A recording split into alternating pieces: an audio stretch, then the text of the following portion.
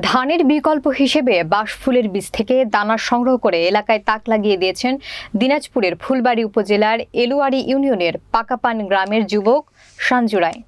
এই দানা নিজের পরিবারের খাওয়ার পাশাপাশি বিক্রিও করছেন তিনি। সঞ্জু পাকাপান গ্রামের কৃষক সিমল রায়ের ছেলে। দিনাজপুর প্রতিনিধি মোহাম্মদ রনি ইসলাম আকাশের পাঠানো প্রতিবেদনে থাকছে বিস্তারিত। শনিবার সকালে সরেজমিনে সঞ্জু রায়ের বাড়িতে গিয়ে দেখা যায় বাড়ির পাশের ঝাড় থেকে বাঁশের বীজ সংগ্রহ করছেন তিনি। সেই বীজ পানিতে ধুয়ে পরিষ্কার করে রোদে শুকাচ্ছেন। এরপর সেগুলো ধানের হাস্কিং মিলে ভাঙাবেন। বাড়ির উঠানে প্রস্তুতকৃত এমন কয়েকটি বীজের বস্তা রেখেছেন। কিছু দানা ভাঙিয়ে রেখেছেন। গ্রামের অনেকেই তা কিনে নিয়ে যাচ্ছেন।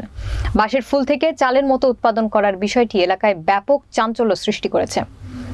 এটি দেখতে প্রতিদিন বিভিন্ন এলাকা থেকে দলে দলে উৎসুক মানুষ ভিড় করছেন তার বাড়িতে। সঞ্জু রায়ের প্রতিবেশী মিনতি রানী, সুনীল রায় ও লিপি রানী জানালেন, বাঁশের বীজ থেকে দানা সংগ্রহ করার বিষয়টি তারা প্রথমে ছেলে মানুষই ভেবেছিলেন। তার এই দানা সংগ্রহ দেখে তাজ্জব হয়ে যান।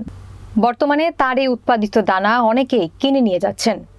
এটি এলাকায় ব্যাপক সাড়া ফেলেছে। এ বিষয়ে সঞ্জু রায় বলেন, আমি দিনমজুরি করে খাই। আজ থেকে 1 মাস আগে পাশের গ্রামে কাজ করতে যাই। সেখানে কাজের ফাঁকে কালীচন্দ্র রায় নামে একজন পরিচিত আমাকে বাঁশের বীজ থেকে দানা সংগ্রহ করে খাওয়ার বিষয়টি জানান। তার কথা মতো আমি সেগুলো সংগ্রহ করে প্রথমে নিজে খাই, ভালো লাগায় এরপর থেকে তা সংগ্রহ করে যাচ্ছি। এতে নিজেদের খাবারের চাহিদাও পূরণ হচ্ছে, পাশাপাশি এই চাল 40 টাকা কেজি দরে বিক্রি করে বাড়তি আয়ও করছি। যেখানে বাজারে ভালো 1 কেজি চালের দাম 70 টাকার বেশি। এক প্রশ্নের জবাবে সঞ্জু জানান, এটি বেশ কষ্টসাধ্য কাজ। প্রতিদিন 20 কেজি বীজ সংগ্রহ করা যায়। এসব পরিষ্কার করে ভাঙিয়ে দানা বের করলে ধানের সমপরিমাণ চাল হয়। এ বিষয়ে উপজেলা কৃষি কর্মকর্তা কৃষিবিদ রুম্মান আক্তার বলেন, এটি গবেষণার বিষয়।